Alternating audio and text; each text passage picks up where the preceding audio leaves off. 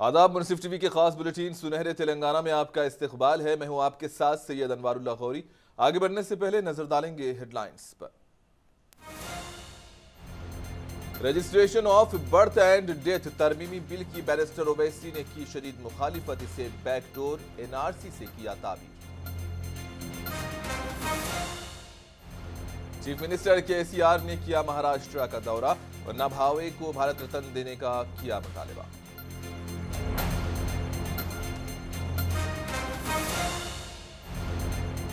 मैं किसी की मुखालिफत में नहीं करती और ना ही बिल्स को वापस भेजना मेरा मकसद, रियासत की गवर्नर डॉक्टर तमिलिसाई सुंदरराजन का बयान।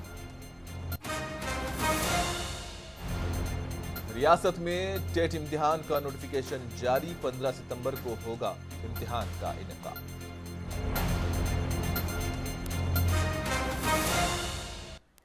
सदर मजलिस बैरिस्टर असदुद्दीन ओवैसी ने आज लोकसभा में the registration of birth and death तरमीमी बिल 2023 की शदीद मुखालिफत की।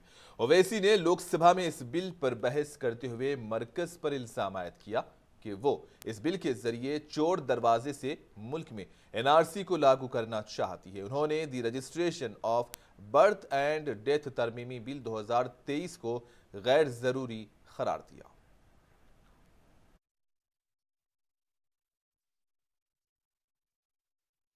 Sir, information collected under RPI Act, Aadhaar Act, National Food Security, Passport Act, Motor Vehicle Amendment Act is all collected for that purpose alone.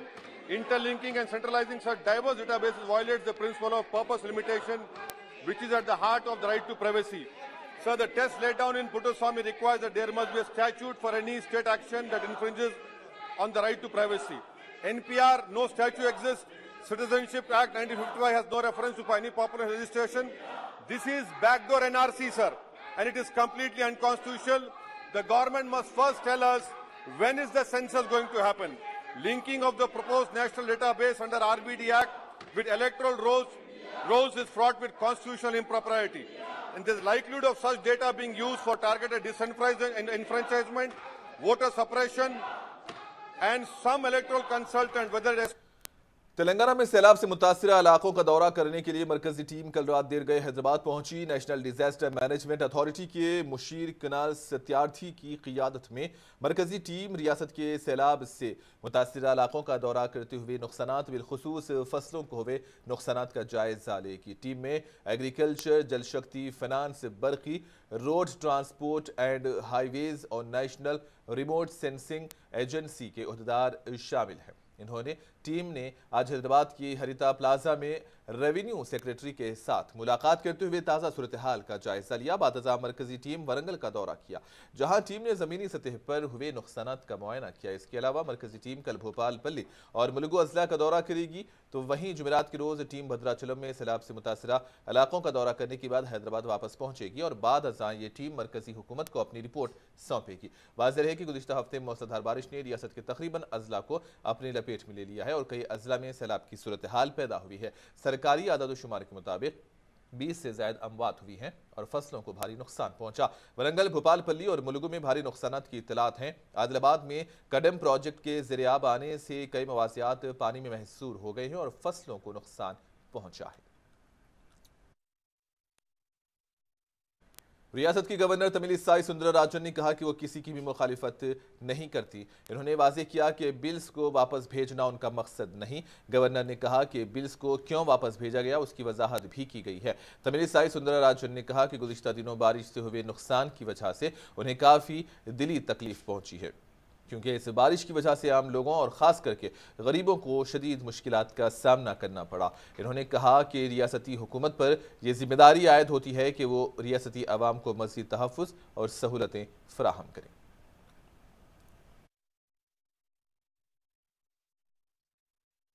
One thing I can say very definitely say, I am not against anything. I have clearly given my explanation about each and every bill, and the explanation to the speaker, which should be tabled in the assembly, so that why I have rejected I have returned the bill. So not without any reason. Every bill had a reason to return. 3 bills I have endorsed, and other bills they had some reasons, valid reasons, and I have clearly mentioned. So I cannot be blamed that in a biased manner I am acting, and I am well aware of the situation of Telangana. And Telangana के वज़ीर आला केसीआर ने महाराष्ट्र के वाटे गांव में अन्ना भाऊ साठे की 103वीं यौम पैदाइश तकरीबात में शिरकत की। इस मौके पर इन्होंने अन्ना भाऊ साठे की तस्वीर पर गुलाए अकीदत पेश करते हुए खिराज पेश किया। वज़ीर आला केसीआर ने इस तकरीब से खिताब करते हुए अन्ना भाऊ साठे को भारत रत्न देने का मुतालबा किया। कहा कि तेलंगाना हुकूमत भी इसकी तायीद करेगी। मैं प्रधानमंत्री नरेंद्र मोदी जी से और महाराष्ट्र सरकार से अनुरोध करता हूं, अन्ना भाऊ साठे का रचनाओं का, उनका व्यक्तित्व का प्रतिष्ठा करना, पूरे देश में जागृत, दुनिया में जागृत करने का प्रयास करना, ये हमारा देश का गर्व होता है। अन्ना भाऊ साठे इस भारत का एक महान पुत्र है, उनको रेस्पेक्ट देना हमारा रेस्पेक्ट बढ़ता है। महाराष्ट्र सरकार भी काम करे और अन्ना भाऊ साठे का नाम का भारत रत्न टाइटल देने के लिए महाराष्ट्र सरकार नॉमिनेट करके भेजे। और यहाँ के मुख्यमंत्री जी को मैं बता रहा हूं कि हम भी, तेलंगाना सरकार भी अन्ना भाऊ साठे का नाम भेज देते हैं दिल्ली को। मैं खुद भी प्रधानमंत्री को मैं चिट्ठी लिखूंगा, क्योंकि मैं खुद यहाँ आया हूं, आटे गांव में देख चुका हूं, आपका जोश भी देख रहा हूं। प्रधानमंत्री मोदी जी से भी मैं अनुरोध करता हूं, अन्ना भाऊ साठे को आइडेंटिफाई करना, उनका सम्मान करना, उनको सम्मानित करना, ये देश का सम्मान होगा, कुछ और नहीं होगा। चीफ मिनिस्टर तेलंगाना के चंद्रशेखर राव ने आज हैदराबाद के पीपल्स प्लाजा में 466 नई एम्बुलेंस गाड़ियों का इफ्तिताह किया। इन गाड़ियों में 108 इमरजेंसी गाड़ियां, 114 अम्मा वुडी गाड़ियां और फ्री हॉर्स व्हीकल्स शामिल हैं। इन गाड़ियों को झंडी दिखाए जाने के बाद ये गाड़ियां तमाम अजला के लिए रवाना हुई हैं। हर गाड़ी में असरी सहूलियात मौजूद हैं। मौजूदा तौर पर 108 इमरजेंसी गाड़ियों के बेड़े में 426 गाड़ियां शामिल हैं। इन गाड़ियों में 175 गाड़ियों को नई गाड़ियों से तब्दील किया गया है और 29 नई एम्बुलेंस गाड़ियों का नई रूट में इजाफा किया गया। बहैसियत मजमूई 448 गाड़ियां 108 इमरजेंसी सर्विसेज में शामिल हैं। मौजूदा 300 अम्मा वुडी गाड़ियों में 228 गाड़ियों को नई गाड़ियों से तब्दील कर दिया गया। इस मौके पर वजीर सेहत हरीश राव, चीफ सेक्रेटरी शांति कुमारी, मुकामी एमएलए दानम नागेंद्र, मेयर विजय लक्ष्मी और दीगर भी मौजूद थे। इस मौके पर वजीर सेहत हरीश राव ने कहा कि यह सेहतमंद तेलंगाना की समत हुकूमत की कोशिश है।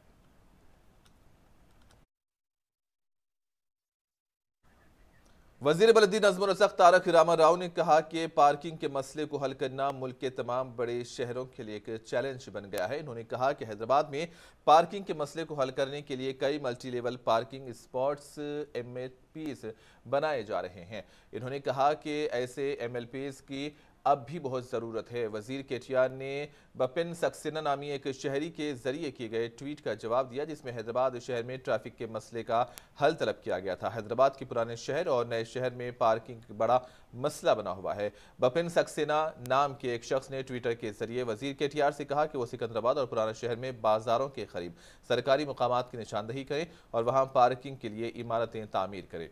इन्होंने ट्रैफिक का मसला हल करने के ख्याल से एक वीडियो भी पोस्ट की है। तेलंगाना के वजीर बहबूद के ईश्वर ने उनके इंतखाब पर सवाल करते हुए दाखिल करदा अर्जी को मुस्तरद करने की ख्वाहिश करते हुए दाखिल करदा दरख्वास्त को तेलंगाना हाई कोर्ट ने मुस्तरद कर दिया। तेलंगाना हाई कोर्ट ने रियासती वजीर के ईश्वर की तरफ से दायर एक अबूरी अर्जी को खारिज कर दिया है, जिसमें उनके इंतखाब को चैलेंज करने वाली दरख्वास्त को मुस्तरद करने की ख्वाहिश की गई थी। कांग्रेस के उस वक्त के उम्मीदवार ए लक्ष्मण कुमार ने 2018 में एक अर्जी दायर की थी कि के ईश्वर ने धर्मापुरी हलके से गैर कानूनी तरीके से कामयाबी हासिल की थी। इन्होंने उन्हें ईश्वर की जगह MLA करार देने की अदालत से दरख्वास्त की थी कि ईश्वर ने लक्ष्मण की तरफ से दायर अर्जी को मुस्तरद करने के लिए अबूरी अर्जी दायर की थी। हाईकोर्ट ने इस दरख्वास्त को खारिज कर दिया। इस मामले की आइंदा समाअत कल तक मुलतवी कर दी गई।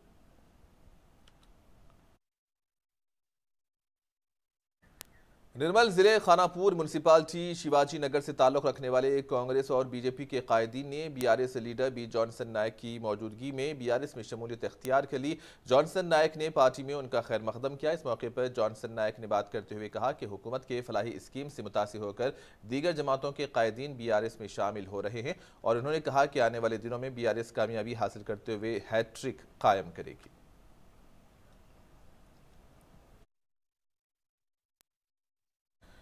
कांग्रेस पार्टी के तर्जुमान हर्षवर्धन रेड्डी ने महबूब नगर में बीजेपी की रैली के दौरान किशन रेड्डी की जानिब से दिए गए बयान की शदीद मजम्मत की। इन्होंने कहा कि मरकजी हुकूमत ने तेलंगाना से किए वादों को पूरा नहीं किया और रियासत में प्रोजेक्ट्स के मामलों में तेलंगाना के साथ नाइंसाफी करने का मरकज पर इल्जाम भी लगाया। పాలమూరు ప్రజలకు పనికొచ్చే ఒక్క మాట కూడా చెప్పలే। ఒక 2-3 సెకండ్లు కూడా పాలమూరులో ఎన్నో ఆశలు పెట్టుకున్న పాలమూరు రంగారెడ్డి ఎత్తిపోతల పథకం గురించి ఒక్క మాట కూడా కిషన్ రెడ్డి గారు మాట్లాడలేదు। సుష్మా స్వరాజ్ గారు చెప్పిండ్రు, మోడీ గారు చెప్పిండ్రు జాతీయ హోదా ఇస్తామని। అదే విధంగా 2019 ఏప్రిల్ 23వ తారీఖు గౌరవ ప్రధానమంత్రి మోడీ గారే డీకే అరుణమ్మ గారు పోటీ చేసినప్పుడు మోడీ గారు కూడా చెప్పారు జాతీయ హోదా ఇస్తామని। మరి అటువంటి పాలమూరు రంగారెడ్డి గురించి నిన్న కిషన్ రెడ్డి हुजराबाद के बीजेपी के रुकने असेंबली व तेलंगाना के इलेक्शन कमेटी के चेयरमैन ईटरा राजेंद्र ने निर्मल जिले कडेम प्रोजेक्ट का दौरा किया। इस मौके पर इन्होंने मीडिया से बातचीत करते हुए कहा कि हुकूमत जो दिलचस्पी नए प्रोजेक्ट्स की तामीर में दिखा रही है वैसी दिलचस्पी पुराने प्रोजेक्ट की मरम्मत में नहीं दिखा रही है। इन्होंने कहा कि कडेम प्रोजेक्ट के नशीबी इलाकों की आवाम बारिश का मौसम आता है तो खौफ के आलम में जिंदगी गुजारने पर मजबूर हो जाते हैं। ई राजेंद्र ने रियासत में वाक़ तमाम पुराने प्रोजेक्ट के मरम्मती काम अंजाम देते हुए अवाम और किसानों में एतमाद को बहाल करने का मुतालबा किया। ప్రజలు కాపాడుకోవాలి, ఈ ప్రాజెక్టులు కాపాడుకోవాలని చెప్పి వాళ్ళు వచ్చి మాన్యువల్ లేపిలు తప్ప ఎక్కడ కూడా మెకానికల్ లేపిన సందర్భం లేదు। అయినప్పటికీ కూడా 4 గేట్లు లేవకపోవడం వల్ల ఇవాళ వచ్చిన వరదంతా కూడా లేవని గేట్ల పైనుంచి వెళ్ళిపోయినాయి తప్ప కట్ట నుంచి వెళ్ళిపోయేటువంటి పరిస్థితులు తప్ప జరగలేదు। ఇవాళ ఇంత నిర్లక్ష్యంగా వ్యవహరించిన కేసీఆర్ ఈ ప్రాజెక్టు దగ్గరికి రాకపోగా ఈ ప్రాజెక్టుకి తక్షణమే కేటాయించబడ్డ డబ్బులన్నీ కూడా ఇక్కడ రిపేర్ల రూపంలో తక్షణమే చేయాలని చెప్పి तेलंगाना हुकूमत ने टीचर अहलियती टेस्ट टेट का नोटिफिकेशन जारी कर दिया है। टेट पेपर 1 और पेपर 2 के इम्तिहानात 15 सितंबर को होंगे। दरखास्तें 2 से 16 अगस्त तक ऑनलाइन कबूल की जाएंगी। डीएड और बीएड दोनों उम्मीदवारों को पेपर 1 के इम्तिहान में शिरकत का मौका दिया गया है। बीएड के अहल उम्मीदवार पेपर 2 के साथ पेपर 1 में शिरकत कर सकते हैं, जिसके लिए दरखास्तें 2 अगस्त से 16 अगस्त तक कबूल की जाएंगी। इम्तिहान की फीस 400 रुपये। दरखास्त दाखिल करने का तरीक़ाकार ऑनलाइन है जो टीएस टेट की वेबसाइट पर दस्तयाब है।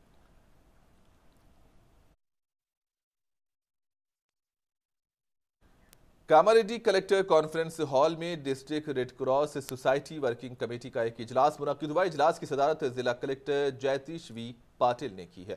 इस मौके पर कलेक्टर ने रेड क्रॉस की खिदमत जारी रखने पर जोर दिया और इन्होंने हर मंडल में junior red cross society, youth red cross society के नए मेंबरान की रुकनियत साजी अमल में लाने की भी हिदायत दी और सड़क हादसात की रोकथाम के लिए रेड क्रॉस सोसाइटी की जानिब से रोड सेफ्टी से मुतालिक प्रोग्राम मुनक्किद करने पर जोर दिया।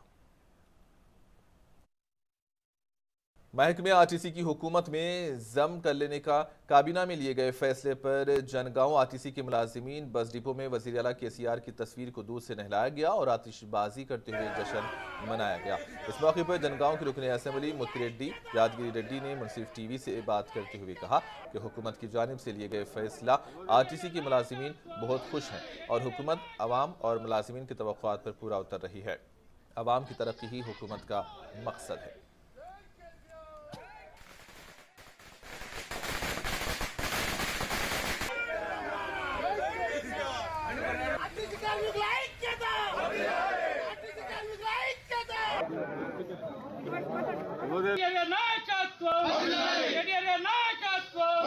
परमानेंट इनका ऐसे रहती थी, हर महीना ये तनख्वाह मिलता नहीं मिलता, क्या होता है, ये नतीजे क्या कैसा रहता है, हमारा डिपार्टमेंट कभी इसको अबालिश करते क्या, किसी प्राइवेट को बेचते क्या, इस तरह की डाउट रहती।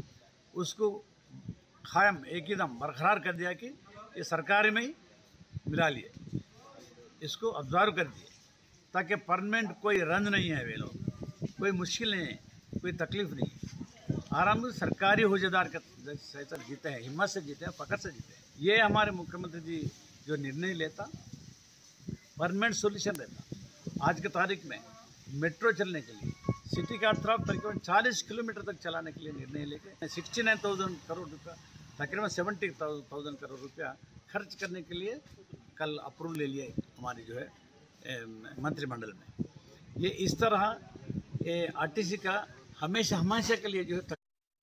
महकमे आरटीसी को हुकूमत में जम करने काबीना में लिए गए फैसले पर परगी आरटीसी डिपो में परगी के रुकने असेंबली महेश रेड्डी ने वजीर आला केसीआर की तस्वीर को दूध से नहलाया। इस मौके पर महकमे आरटीसी के मुलाजिमीन भी मौजूद थे और आरटीसी मुलाजिमीन ने वजीर आला केसीआर से इजहार तशक्कुर किया। इस मौके पर डिपो मैनेजर एन पवित्रा और दीगर भी मौजूद थे। तेलंगाना हुकूमत ने आरटीसी मुलाजिमीन को हुकूमत में जम करने के ऐलान किया है और हुकूमत के इस ऐलान पर आरटीसी मुलाजिमीन में खुशी की लहर देखी जा रही है। आदिलाबाद बस डिपो में आरटीसी मुलाजिमीन ने जश्न मनाते हुए वजीर आला केसीआर की तस्वीर को दूध से नहलाया। इस मौके पर आरटीसी बस डिपो मैनेजर कल्पना ने मुनसिफ टीवी से बातचीत करते हुए कहा कि वजीर आला केसीआर ने आरटीसी मुलाजिमीन को हुकूमत में जम करने का बहुत बड़ा फैसला लिया है और हुकूमत के इस फैसले से आरटीसी मुलाजिमीन खुशहाल जिंदगी गुजारने लगे हैं। कल्पना ने आदिलाबाद डिपो के तमाम मुलाजिमीन और उनकी जानिब से वजीर आला केसीआर से इजहार तशक्कुर किया। एम्प्लॉयज़ के तरफ से अपने सीएम केसीआर साहब को बहुत शुक्रिया।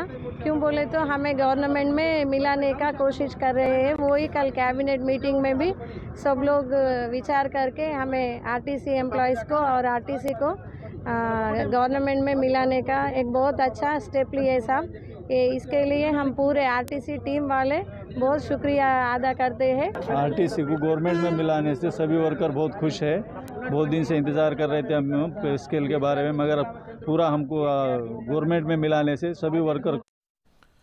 आरटीसी मुलाजिमीन को हुकूमत में जम कर लेने काबीना में लिए गए फैसले पर आरटीसी मुलाजिमीन की जानिब से वज़ीर आला केसीआर की तस्वीर को दूध से नहलाया गया। इस तकरीब में डिपो मैनेजर सुधा और एएमएफ तिरुमलेश और आरटीसी के मुलाजिमीन ने शिरकत की। इस मौके पर Medak depot RTC employees welfare council के रुकन मोहम्मद एजाजुद्दीन ने बात करते हुए कहा कि हुकूमत की जानिब से लिए गए फैसले की वजह से आरटीसी मुलाजिमीन के देरीना मुतालबात की तकमील हुई और हुकूमत ने अपने फैसले के जरिए मुलाजिमीन की जिंदगियों में रोशनी ले आई। आरटीसी मुलाजिमीन काबीना में लिए गए फैसले पर वज़ीर आला केसीआर से इजहार तशक्कुर कर रहे हैं।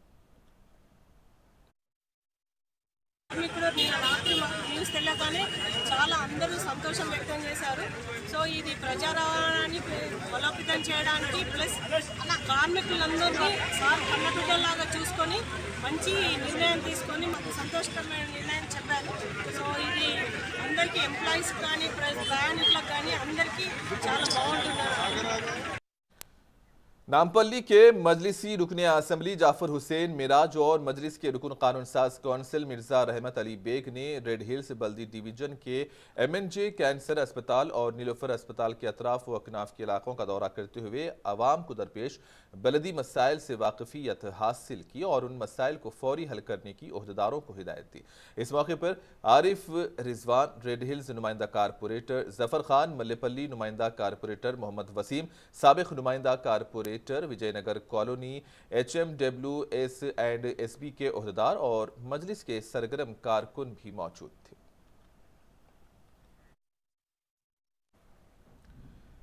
MIM पार्टी के रुकने असेंबली जाफर हुसैन मिराज ने रेलवे पुलिस कांस्टेबल की फायरिंग में हैदराबाद के एक नौजवान सैफुद्दीन की मौत पर अपने गहरे दुख का इजहार किया और नौजवान के अरकाने खानदान से मुलाकात करते हुए उनको पुरसा दिया। इस मौके पर मजलिसी कायदीन भी मौजूद थे।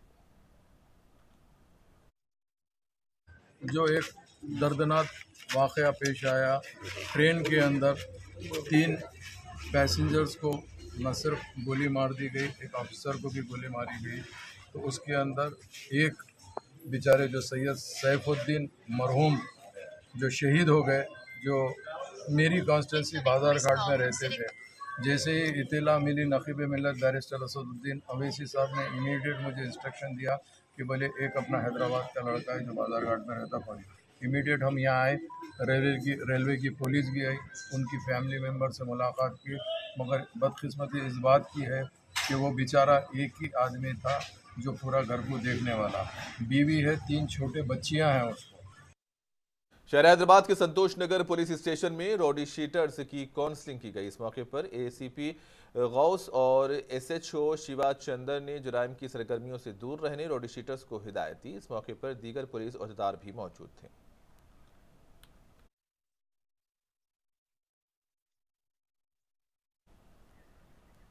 और आखिर में हेडलाइंस पर एक और नजर। Registration of birth and death तरमीमी बिल की बैरिस्टर ओवैसी ने की शदीद मुखालिफत, इसे बैकडोर एनआरसी से किया ताबीर। चीफ मिनिस्टर केसीआर ने किया महाराष्ट्र का दौरा, अन्ना भावे को भारत रत्न देने का किया मुतालबा।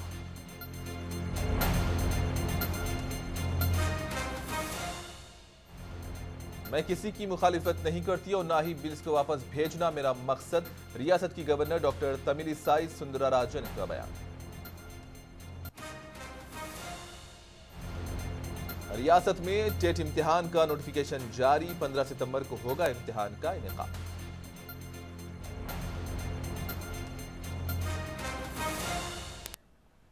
और इसी के साथ ही न्यूज बुलेटिन सुनहरे तेलंगाना का यहीं पर इख्तिताम होता है। दीजिए इजाजत, अल्लाह हाफिज।